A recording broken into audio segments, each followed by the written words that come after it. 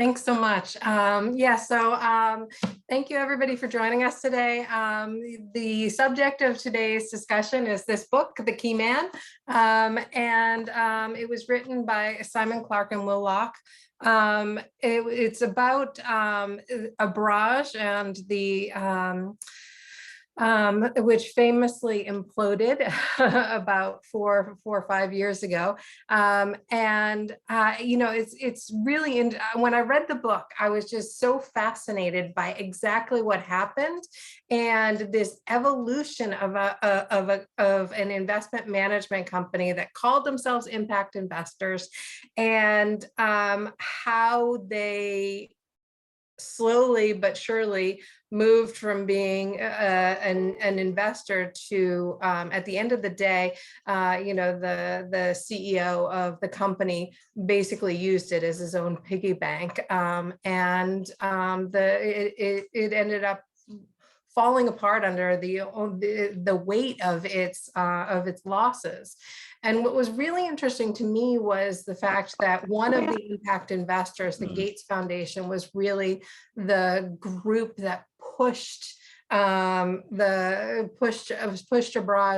to really understand exactly what they were doing, and ultimately they were the ones that uncovered or brought in outside, forensic accountants who uncovered this great, this scandal.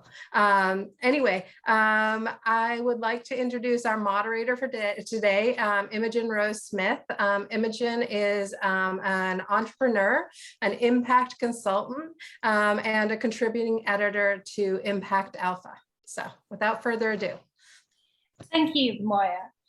So excited to be here. I think this is a really important and interesting conversation. So with that, I'm going to dive straight in and start asking Simon and Will some questions. So I thought we'd start with a couple of sort of establishment questions, and then get more into the sort of impact investing weeds.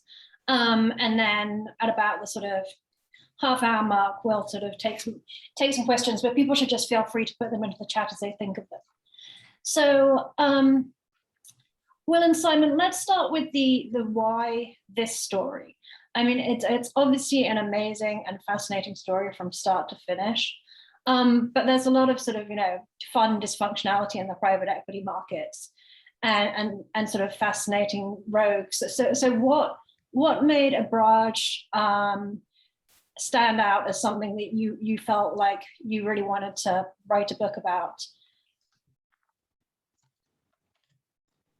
Hi, so thanks for inviting us to talk. The short answer is that Will and I broke the initial story of there being problems at Abraaj in early 2018.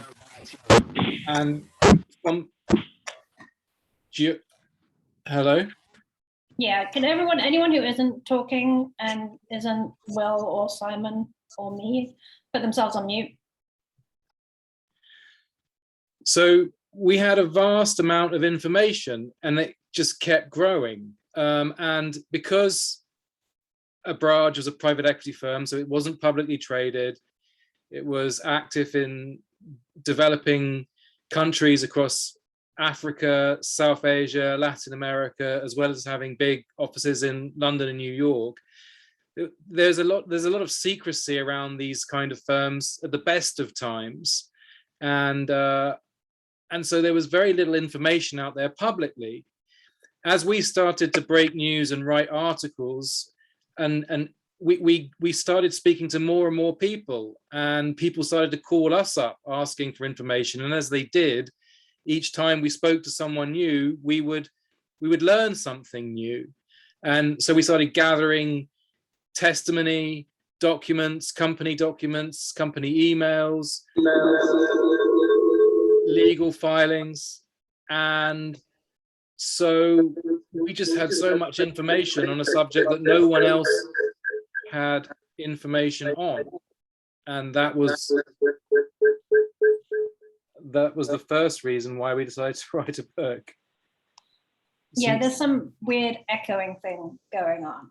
There's some people who are not muted, and that's what's happening. Yeah.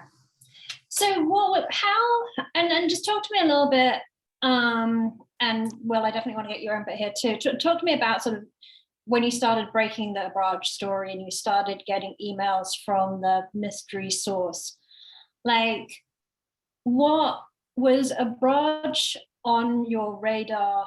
I mean, at their height, they had 14 billion, but were they on your radar at all, particularly before you started following the trail? Yeah, so for me, I think what made it interesting and stand out initially was I was peripherally aware of them as a firm. I knew that they were raising a very large, like $6 billion emerging markets fund. I'd interacted with them, again, very briefly. They weren't part of my core coverage, which normally focuses on far larger firms. But as soon as I got this anonymous email from a source and I Googled Abraaj and I actually read a few articles, I mean, there were glowing profiles of him in the New York Times, in Forbes magazine. And there were videos of him talking on stage with billionaires like all over the world. And I also looked at a list of like who was invested in the firms, like it was publicly available knowledge. I mean, you had him partnering with the Gates Foundation, with the IFC, a unit of the World Bank, and he had lots of governments invested in his funds.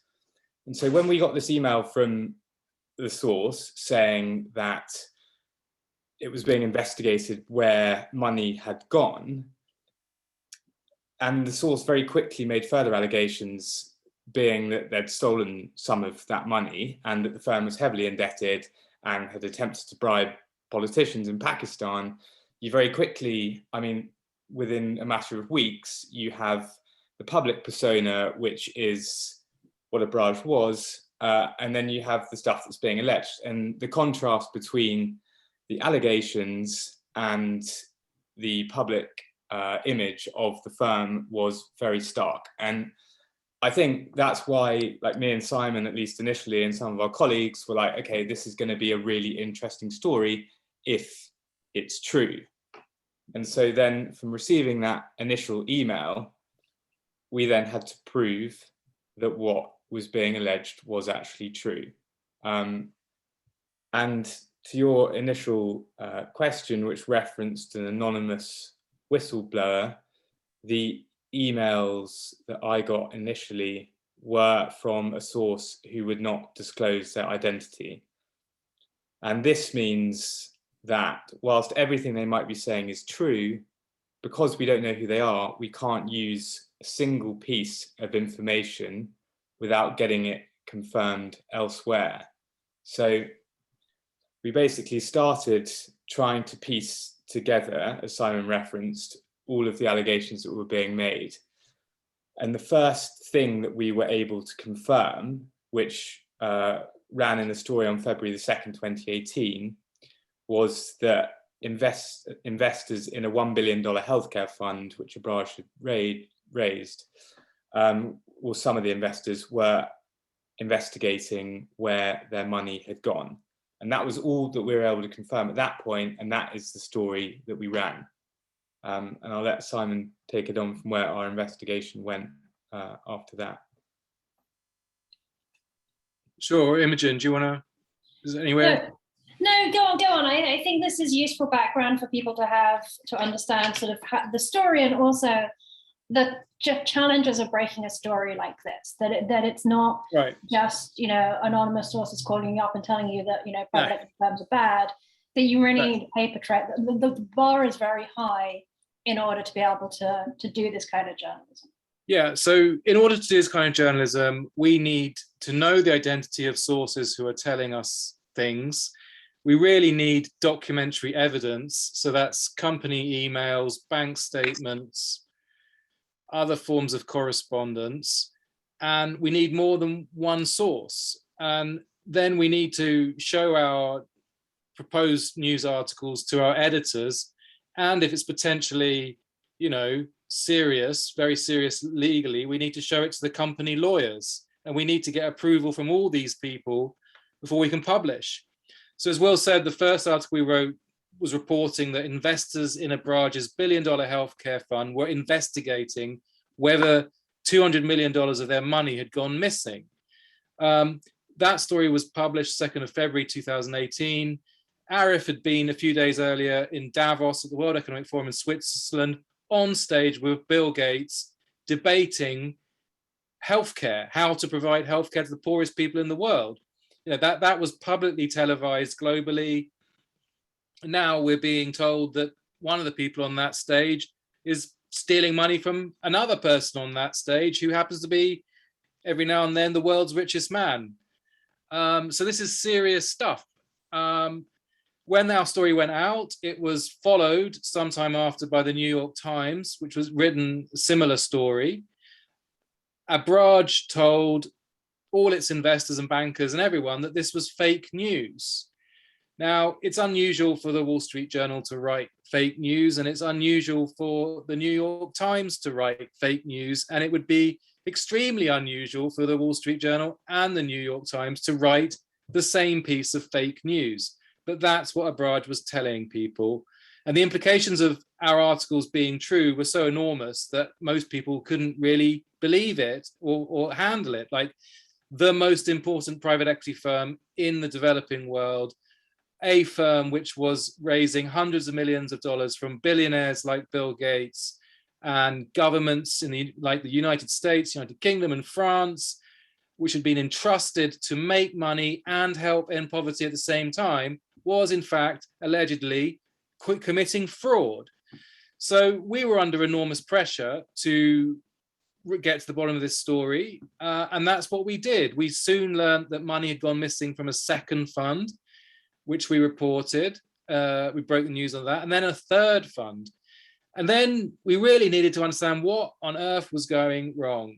And we were calling sources all over the world. And sort of the breakthrough was that I had an important source who told me to speak to another source, who told me to speak to another source, who told me to speak to another source, who I finally convinced to meet me in August of 2018. So this is like 5 months in. And this source showed me on their computer Abraaj emails, bank statements, and documents, which showed that fraud, theft, and attempted bribery of a prime minister of Pakistan had taken place. So these documents, we know who was giving them to us. We know this person had a right to have access to the information. They were scared. They felt that there was a public interest in getting the information out, and we had won their trust. That no one else could be trusted to get this truth out there. Our sources trusted us. It's a great responsibility. So anyway, August, we used these documents to write a front page investigative feature, which was published in October. The reason why it took months more is because we needed to still report out and get right exactly our interpretation of the information in these documents. We also needed to give everyone we wrote about an opportunity to comment. That includes Arif Naqvi, the founder of Abraaj. So, at a good news organization like the Wall Street Journal, which has serious journalistic standards, if you're going to write that a billionaire is stealing hundreds of millions of dollars, you need to ring up the billionaire and say, are you stealing hundreds of millions of dollars? You have to give them an opportunity to comment. And when you ring up a billionaire and you say something like that, you usually hear very quickly from their lawyers. Now, the lawyers will try and stop the publication of that article. They will threaten to sue you to hell and back for defaming this person. So we're under enormous pressure to get everything right and to be able to prove that to our editors and lawyers. We did that. And so we published our article in October 2018, which basically said that more than $600 million of investor money, funds that were supposed to be used to buy and build hospitals and companies, had been siphoned out of those funds, put in a secret bank account at Abraaj, and then from there, more than $200 million had been sent to bank accounts in companies owned by Arif Naqvi in the Cayman Islands and other offshore tax havens. And Arif insisted he'd done nothing wrong. He still insists he's done nothing wrong. It was a pretty big story, but then it got widely read, but then nothing happened until April 2019. So this is 6 months after we published our article, when Arif was arrested at Heathrow Airport in London. He had been criminally indicted in the US and the United States by public prosecutors in the Southern District of New York. And he'd been charged, along with 5 other former Abraaj executives, with fraud, theft, and attempted bribery. And Arif faced 291 years in jail if found guilty of all counts. Now, when he got off the plane at Heathrow in London, the policeman was waiting for him and said, "You're under arrest." Arif said to the policeman, "You can't arrest me." And the policeman said, "Why not?" And Arif said, because before he got on the plane, he checked to see if there was an Interpol red notice arrest warrant for him. So Interpol is the global police organization. And the interesting thing is Arif was actually on the board of the Interpol Foundation. So that's the bit of Interpol that's supposed to raise money for global policing. So he clearly was extremely well connected. This is partly why we call him the key man. Anyway, the policeman said to him, "I don't need a red notice to arrest you, you're under arrest." And he was sent to Wandsworth jail in South London until he could secure bail, for which he had to pay £15 million, which at the time was the highest bail bond ever paid, because the US government didn't want him to go out on bail. Now, when the policeman stopped him, he then had to hand over a travel bag which contained 4 passports. 2 were Pakistani passports. One was a St. Kitts and Nevis passport. The 4th one was the most interesting passport because it was an Interpol passport. As part of being on the board of the Interpol Foundation, he had been given a special Interpol passport, which is pretty extraordinary. Even more extraordinary is that he sat on the board of that foundation alongside Carlos Ghosn, who was the chief executive of Renault Nissan, the car maker, who also got into trouble with the law. He was arrested in Japan on various charges. And to escape his day in court in Japan, he hired some former US soldiers to secretly put him in a black box and fly him to Lebanon. So we really do seem to have a situation here where the alleged foxes are in charge of the hen house.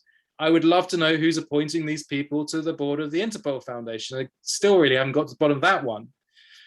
So, but I'm telling you this to understand why this matters, why we have to get everything right, why it's such hard work, and why it's so important as a story. Yeah, I love that Interpol detail. Because I do think it sort of sums up just really the hypocrisy and corruption that's sort of taking place right in front of everybody's eyes. Do you think, I want to disagree slightly with Moya's introduction before I drill down in that, do you think that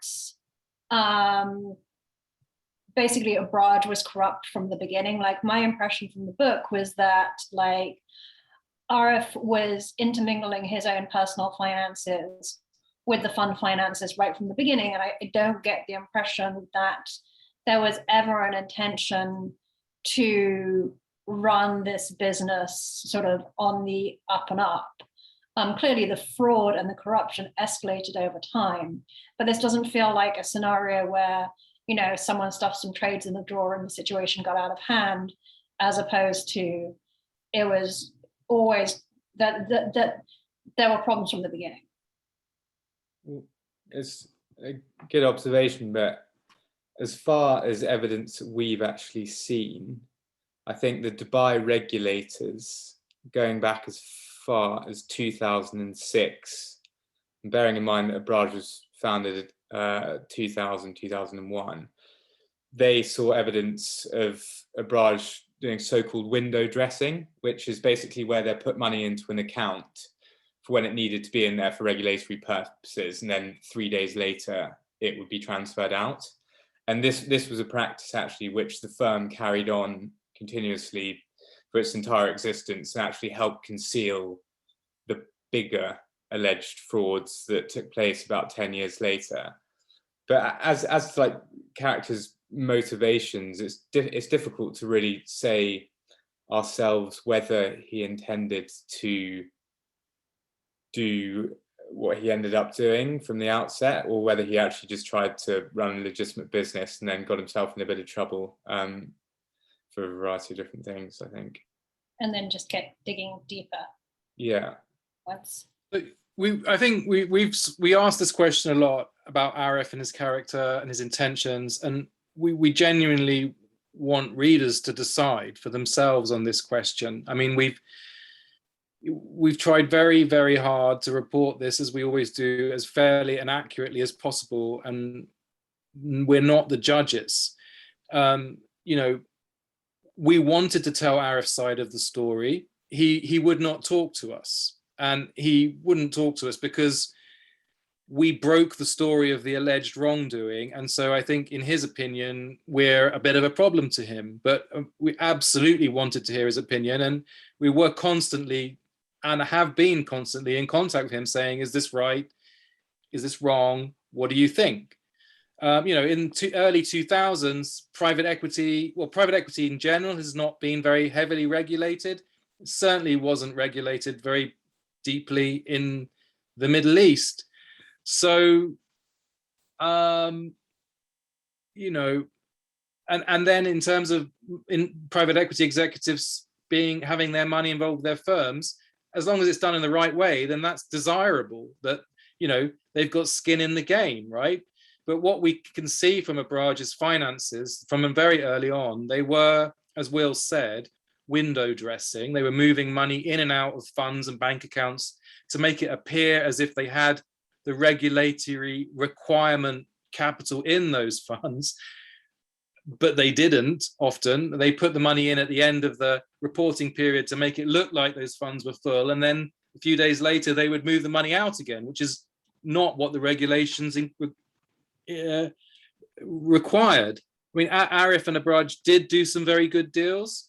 They were pioneers in many ways, but ultimately they were spending way beyond what they were earning, and they were siphoning money from all sorts of places they shouldn't have been to keep the firm afloat, to keep their billionaire lifestyles going, and to make it appear like the firm was a great success, you know, when it was not as successful as they were saying. And one of the reasons why they needed to make it appear more successful than it was in order to raise new funds from investors. But that's deceptive. If you're raising funds based on a invented and misrepresented track record, then that's very, very naughty. And that is what the Department of Justice alleges they were doing, and that's what the Dubai Financial Services Authority has found them as having done, and fined them $315 million for doing. I like Peter characterizing them as very, very naughty.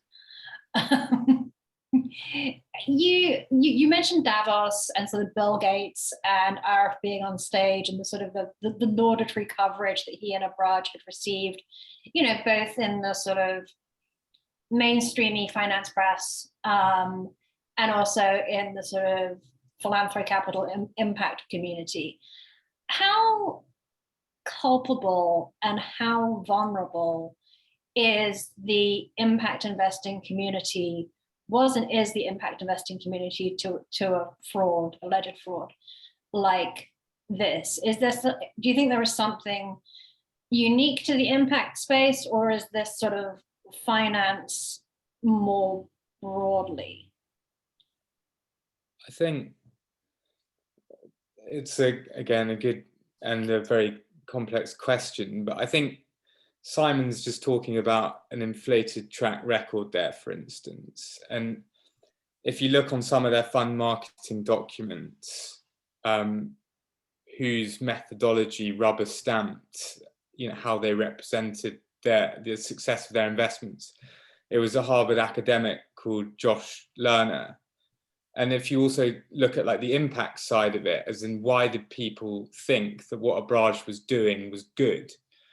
There were a couple of case studies written, obviously again by Josh Lerner and with some of his colleagues, which talk in great depth about, for instance, Abraaj's investment in Karachi Electric, largest electricity provider in Karachi. And if you read this and another case study of a chain of hospitals that Abraaj operated in Egypt and Turkey, I think, then you would think, wow, like this firm is amazing. Like they've taken assets which either are poorly performing and they've turned them round and made them seem like they're doing like great for the broader communities in which like these companies operated.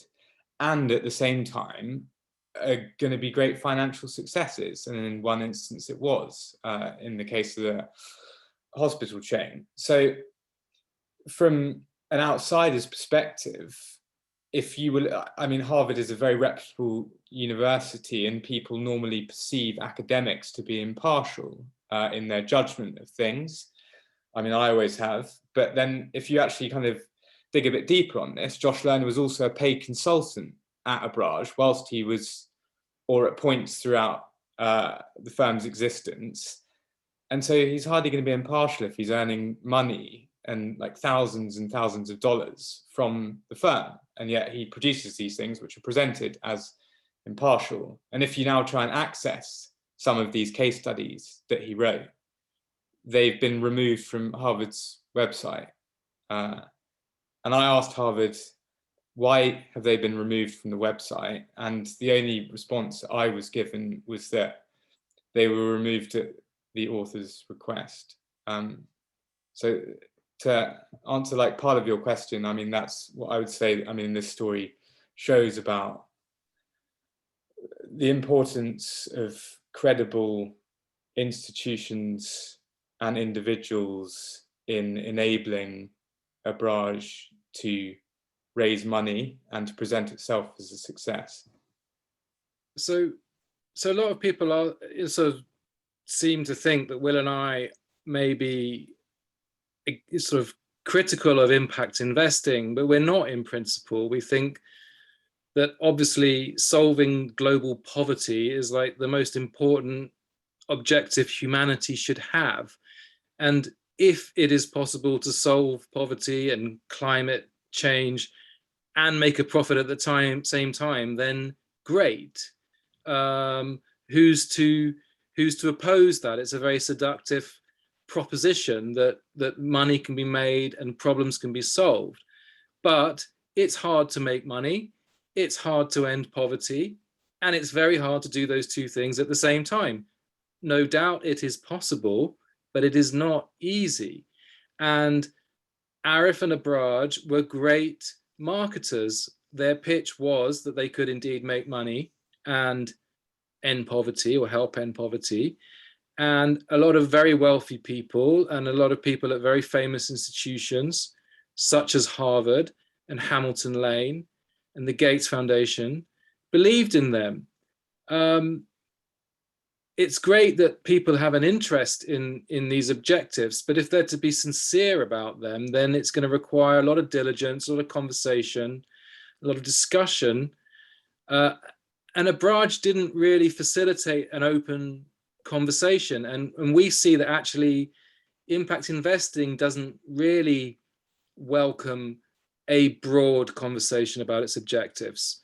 It seems to us that impact investing is a very exclusive endeavor for such an apparently inclusive movement. You know, not always, but often, you know, impact investing strategy meetings are led and organized by billionaires and the representatives of billionaires, and there's no poor people in the room, and we think there should be. It's not that there should not be wealthy people or representatives of wealthy people there. They should be there. That's great. But there need to be more poor people involved in the conversation about how to end poverty. It's not an unrealistic request now. I mean, we make a point in the epilogue of the book that it should become as unacceptable for there to be, you know, conferences about ending poverty or the global economy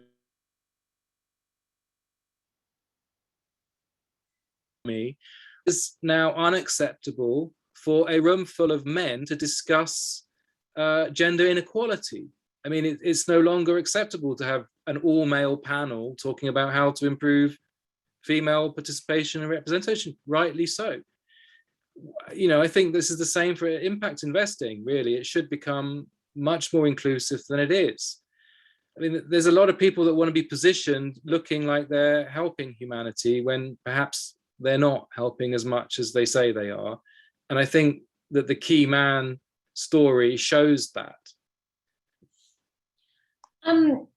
If we have time at the end, I do want to drill down into sort of this more poor people in the conversation discussion, because I think that it's important, but I think that the solutions are more difficult than you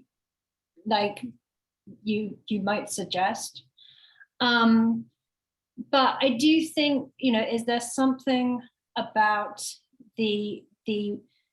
is there a brittleness and an insecurity to impact investing, which makes them so desperate to sort of be considered institutional quality or whatever, that they're willing to overlook some blatant red flags? And then I think you brought up, and we had our prep call as well, this idea that like that there's so much at stake here. Like, you don't want to admit defeat, you don't want to admit that you're failing, because you don't want to undermine the mission of doing well by doing good, and B, like this is new and everyone's, you know, going to throw arrows at you.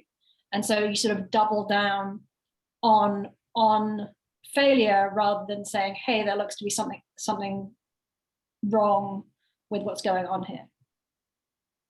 Just speaking for myself and my personal experience as a reporter in this space, that is something, yes, which I have picked up on. I think that impact investing and the whole ESG movement is tremendously important, and this move from shareholder capitalism to stakeholder capitalism is really important. But there is a vulnerability here in that firms which say they're here to do good and make money, I think if things start to go wrong because of unexpected problems, they need to like admit that. And they don't want to do that because they already feel like they're trying to do something new, like do good and make money at the same time, and that they don't want to be accused of failure. They don't want to be seen as failing.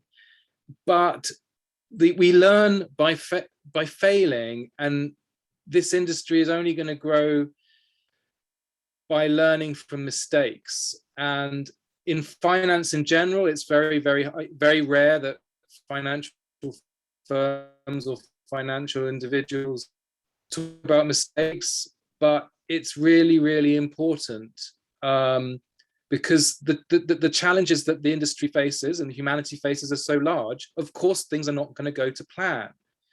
I mean, I can think of at least one other impact investing firm right now, and I expect Will can think of exactly the same one, where that we have heard the problems. We can't prove them, so we can't talk about it. But I do get the feeling that that firm is trying really hard to cover things up. And, you know, if it was possible to be a bit more open and honest, I think it would be better for the firm and better for the industry. You know, if you're going to try and end poverty or lack of healthcare provision in Africa or Pakistan, you know, things are not going to go to plan.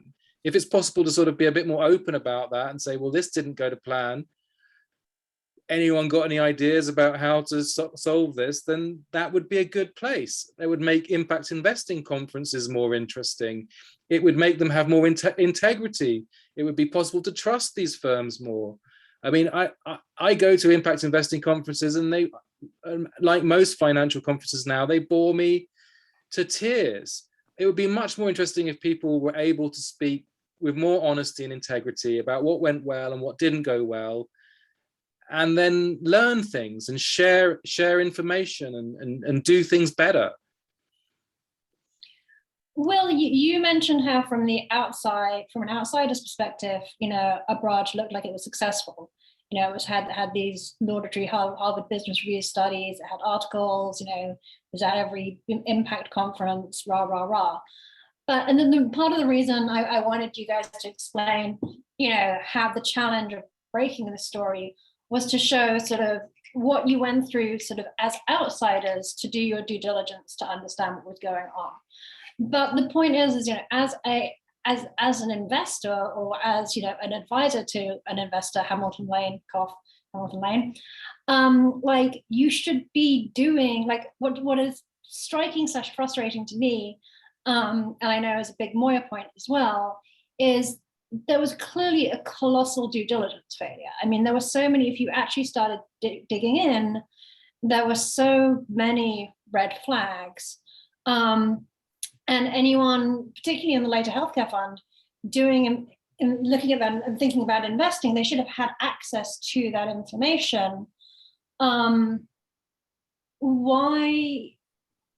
do you think there was such a failure? And also the other thing, I know I'm packing a lot into this question because then I want to get to other people's questions. Yeah. But the other thing that was striking to me was that people didn't trust Arif until they trusted him. Like for a long time, he was considered suspect and sketchy, and his track record and stuff he'd done meant that investors kept him at arm's length.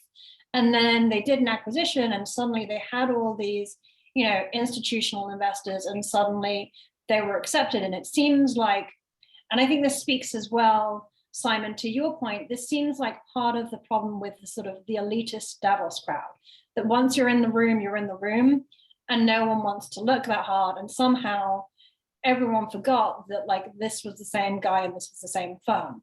So I guess my question is why was there such a colossal failure of due diligence on the behalf of so many investors, and even recognizing that ultimately the impact investors were the ones who started asking tough questions? Again, is this a failing of impact, or is it just a broad failing in general? Discuss.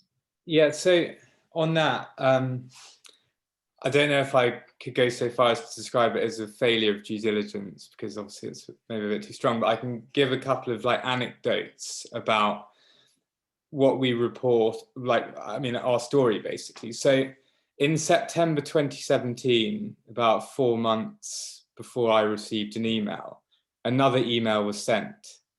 This email was sent from, again, I think an anonymous account, and it was sent to investors in, or potential investors in the $6 billion fund that Abraaj was raising. Included on the recipients of this email was Hamilton Lane. The email says, do not trust, I'm paraphrasing here, but broadly, do not trust Abraaj's valuations, blah, there are lots of issues. If you do your due diligence, then you will find out that you don't want to back this manager, basically. So that email was fairly similar in terms of content to the one that I was sent in January. So I've never worked as an investment consultant, and I've never advised a single penny's worth of LP money going into a fund. But what Hamilton Lane did and what I did, maybe our contrasting approaches might show, I don't know, like the level of due diligence that they went through versus like what a journalist who doesn't do their job does. What they did was just send an email to Abraaj saying, you know, we've just received this message, you know, what's going on. They received a fairly angry response from Arif, saying this is absurd, don't like believe any of this. And what happened after that was they did nothing. Well, to our knowledge, they did nothing, and they still recommended the LPs back this person despite this whistleblower email. And then when we got the email, and as I told the story earlier, we also went to the firm and said, what's this about? Like, you know, and we were also told that it was complete nonsense. But we carried on asking questions, and look at what happened.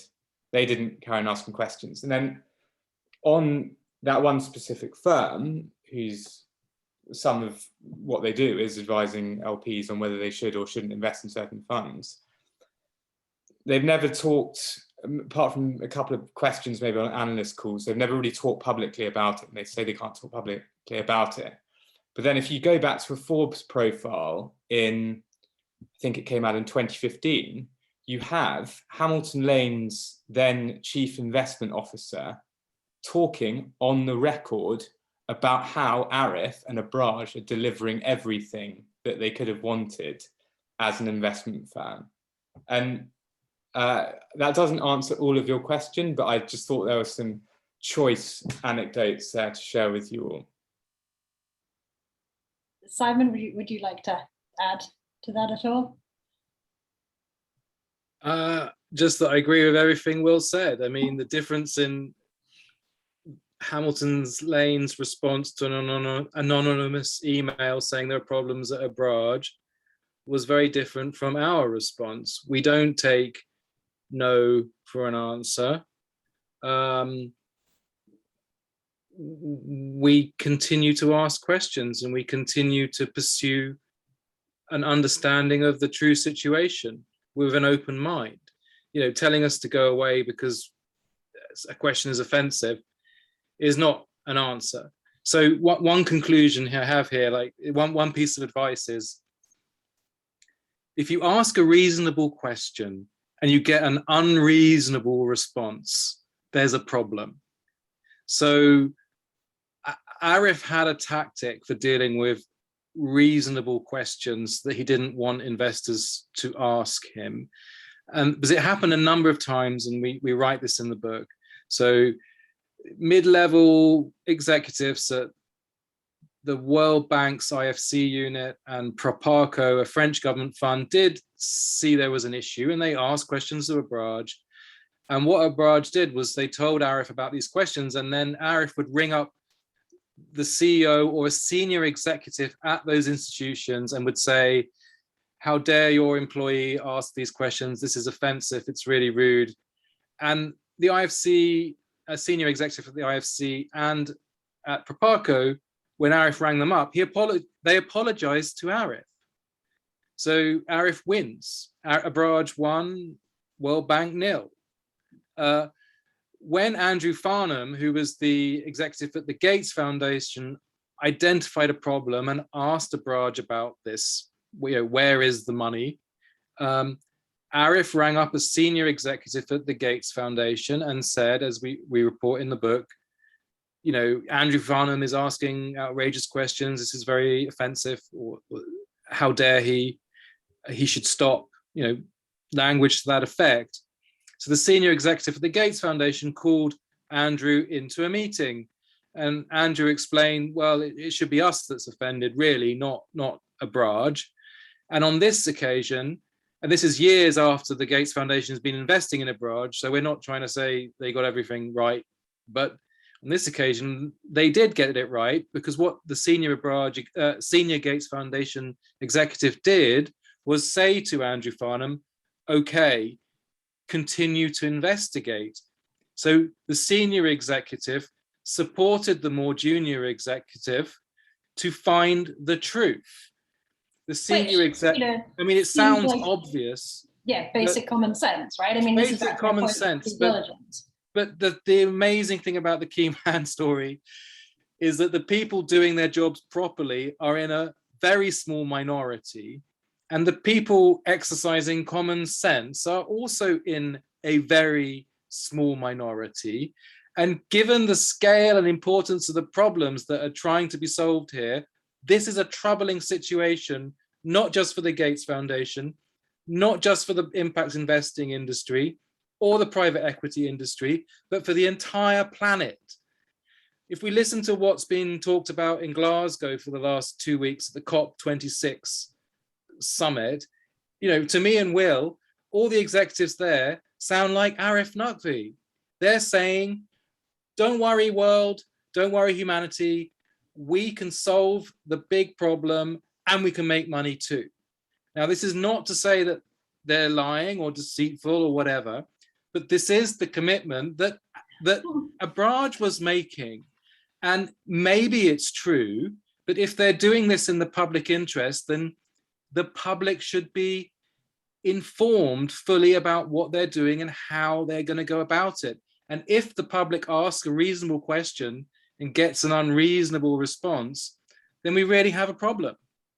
And the concern is that the key man is actually, you know, a way of behaving more or less that is possibly shared more or less by many people out there.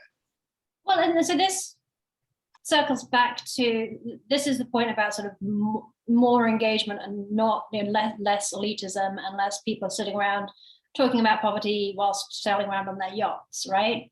But if you look at COP26, and I had this conversation with Sir Ronald Cohen and it went very badly. But if you look at COP26, right, it's like you have activists there in the form of sort of Greta and, like, you know, my brother-in-law who happens to be a London MP or something, stomping around doing their thing. And so it's you have that sort of the effective equivalent of the poverty voice, but that itself just becomes tokenism, right? That they in turn get sucked up into the system. And so, you know, and I mean, I can give you examples of this within the human rights space. Like, it's better than just, you know, a bunch of rich people in Davos or Italy sitting around singing Kumbaya. But at the same time, like, that in and of itself is not a solution. And again, you talk about this in your book, the solution ultimately has to be democracy, right? And so then it becomes a completely different conversation. And I don't want to go too far down this rabbit hole, but it's like, how do we protect our democratic institutions as opposed to, like, how do we make sure impact investing isn't just a bunch of elite arseholes? Like, that is another and a very deep rabbit hole. But what I would say to you on that is that the key man and the epilogue, where we do suggest a few ideas about how to sort of sort the situation out, it's not revolutionary.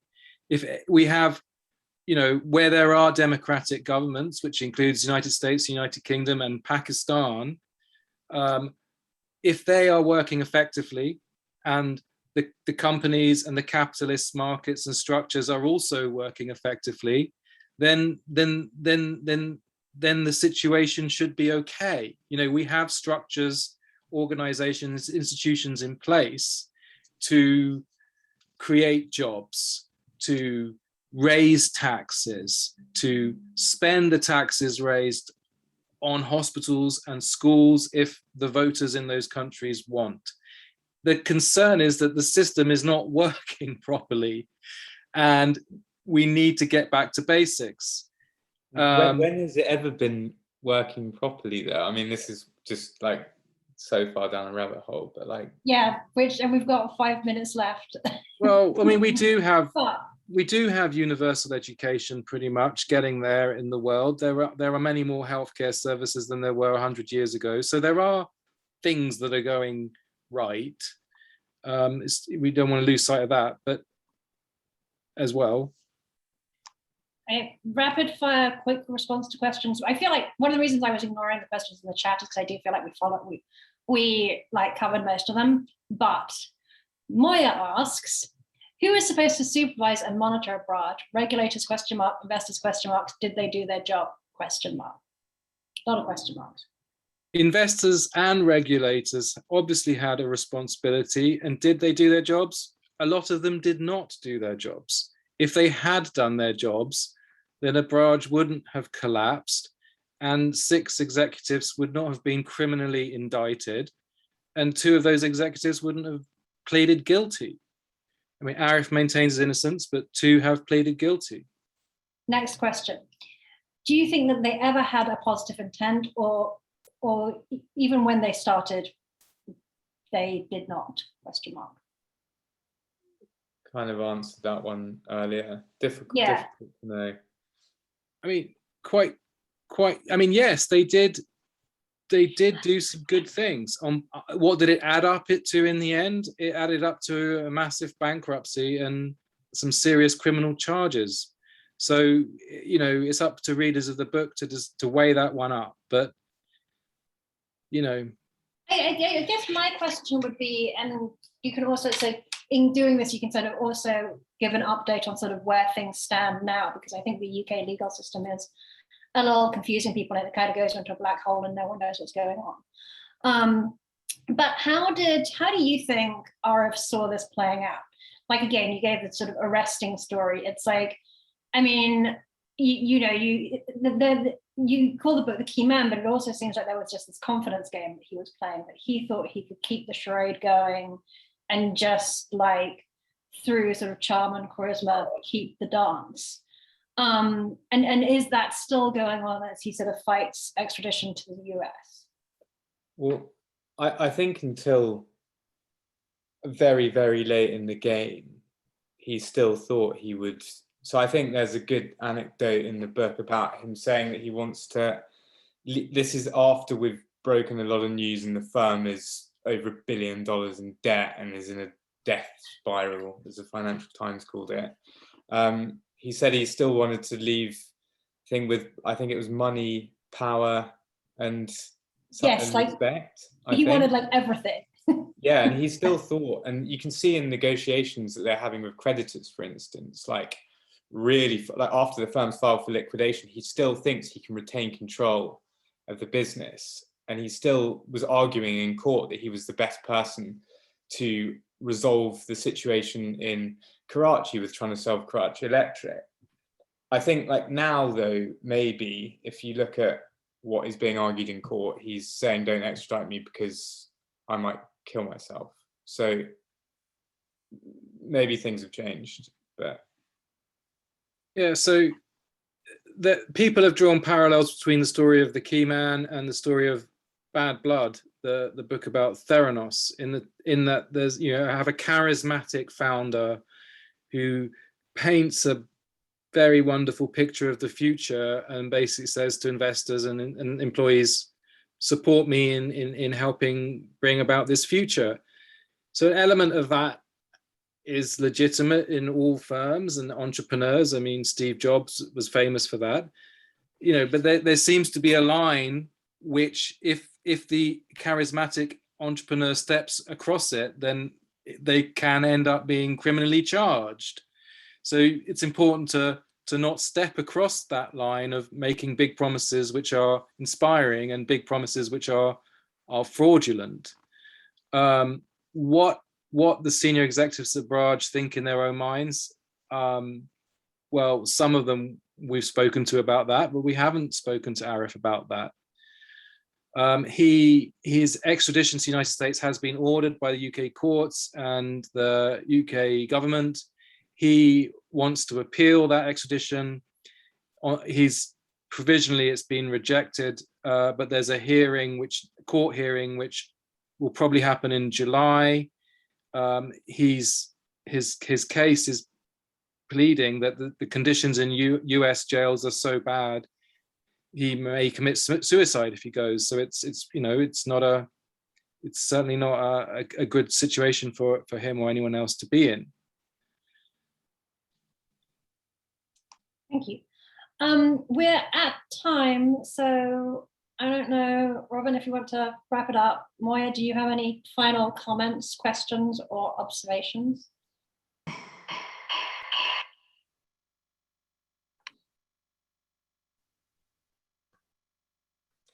I will say that I think it was a colossal failure of due diligence. You don't think there's any need to downplay that? Well, I mean, they had a board of directors. Nobody in the board of directors was involved in investment management. They were doing all their internal accounting and fund administration. That's a huge red flag. The list goes on. They had, when people asked for information like, bank statements, they would come back and they would just give a bank statement of what the balance was on a specific day. That's a huge red flag, and that should never be accepted by an auditor. So as an investor, maybe you let that slide, but as an auditor, it goes outside of the bounds of what's acceptable practice. So the auditors failed to do their job. You have all these people, all these organizations that are responsible for making sure that to monitor and supervise this company. And what's amazing to me is the failure all across the board. And wasn't KPG just fined like $700 million or something for their failures with Abraaj? They're being sued at the moment. Okay, something like that. We're being waved at. I think we have to stop.